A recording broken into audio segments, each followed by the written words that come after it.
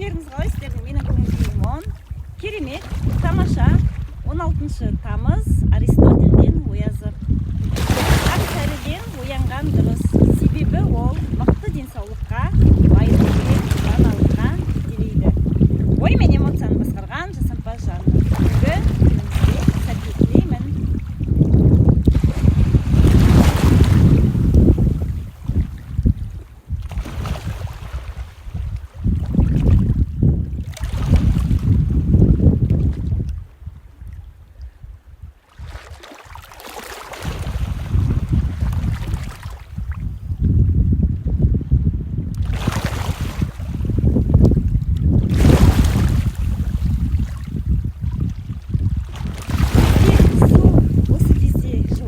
Тамыз айында су бүгін өте жып-жылы болып тұр, ыстық болып тұр десем болады.